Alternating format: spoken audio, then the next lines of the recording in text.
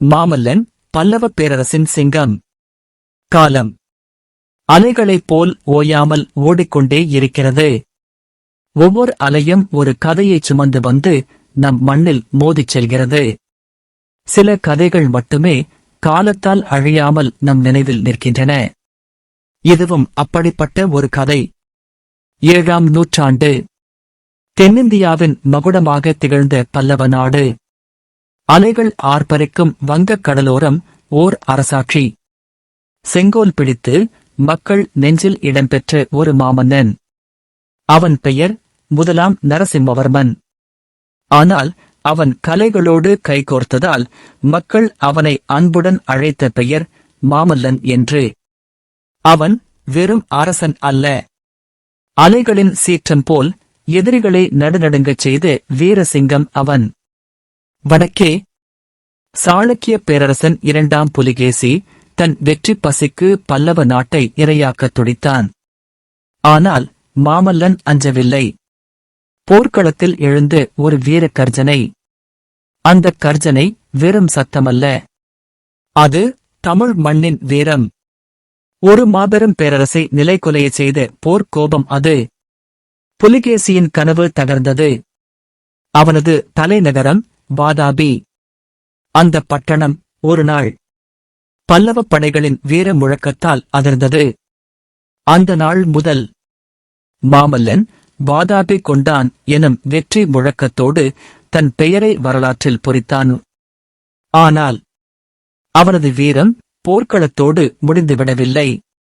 அவன் கையில் எடுத்த ஆயுதம் சில நேரம் ஒளியாக மாறியது. மாமல்லபுரத்தில் பாறைகள் கலைகளாக உயிர் பெற்றன.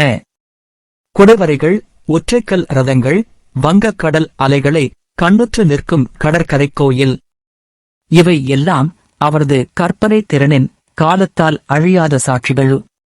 மாமல்லனின் அரசியல் தத்துவம் மிக எளிமையானது. அரசின் செல்வம் மக்களின் செல்வமாக மாற வேண்டும். நற்போர்கள், கலை வளர்ப்பு, வர்த்தக மேம்பாடு, நீர்நிலைகள், துறைமுகங்கள், இவை எல்லாம் வெறும் சாதனைகள் அல்ல. அவை ஒரு மாமன்னனின் மக்கள் பற்றுக்கு மங்காத அடையாளங்கள். தெற்கே காவிரியிலிருந்து வடக்கே கிருஷ்ணா வரை பறந்து விரிந்த பல்லவ பேரரசின் அசைக்க முடியாத தூண் அவன். வீரம், கலை, மக்கள் பற்று, இந்த 3 பண்புகளையும் தன்னகத்தே கொண்ட ஒரே மாமன்னன் நரசிம்மவர்மன் என்னும் மாமல்லன். அவரது கதை காலம் கடந்து இன்றும் ஒலித்துக் கொண்டே இருக்கிறது. இந்த அலைகள் ஓயலாம், ஆனால் மாமல்லன் என்ற வரலாறு இந்த பூமியில் என்றும் ஓயாது. இந்த பூமி உள்ளவரை உன் பெயரே நிலைத்திருக்கும். உன் கலை படைப்புகள் என்றென்றும் உயிர் பெற்றிருக்கும். இது மாமல்லனின் வீர வரலாறு.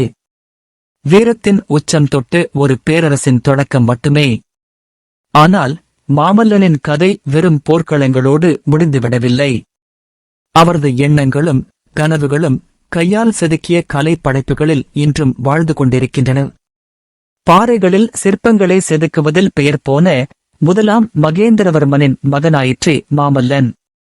புலிக்கு பிறந்தது பூனையாகுமா என்ற கேள்விக்கு தான் தந்தையை மிஞ்சிய தனையன் என்பதை தன் கலைகளால் நிரூபித்த மாமன்னன் அவன்.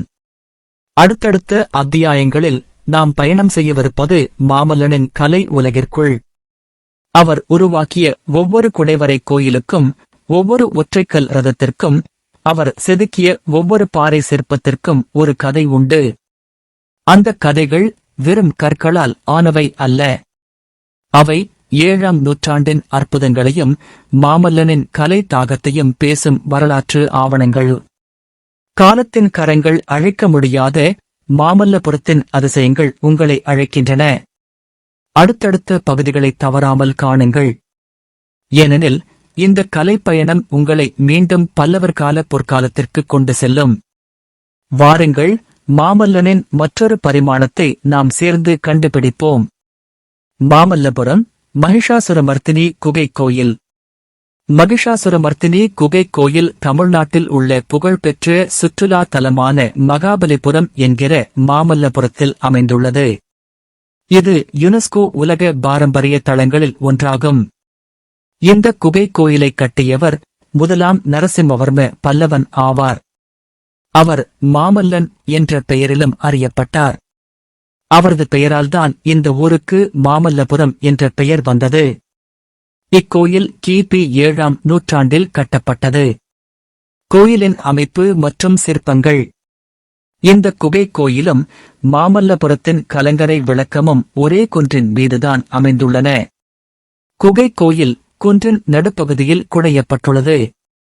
அதே குன்றின் மிக உயர்ந்த இடத்தில் கலங்கரை விளக்கம் கட்டப்பட்டுள்ளது.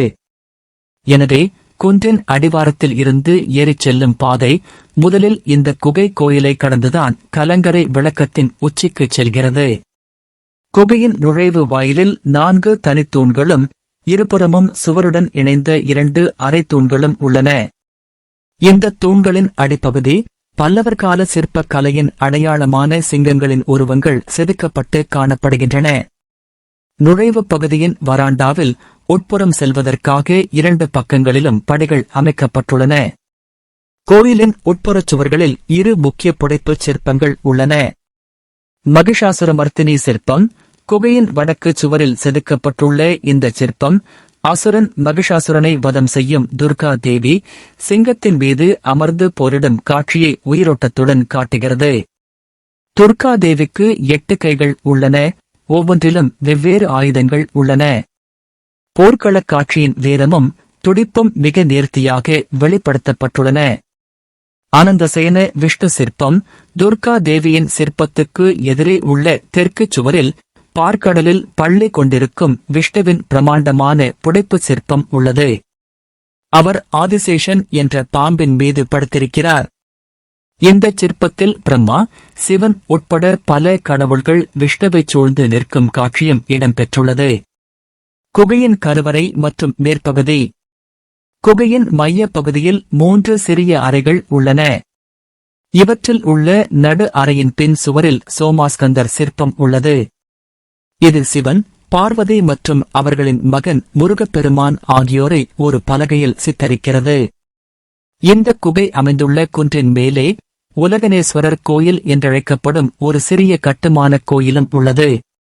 இந்த குகை கோயில் பல்லவர்களின் கலை, மதம் மற்றும் சிற்பக்கலை ஆகியவற்றை ஒரே இடத்தில் காணக்கூடிய ஒரு சிறந்த சான்றாக திகழ்கிறது.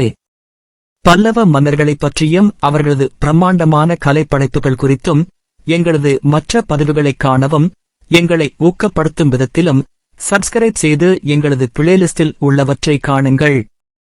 நன்றி.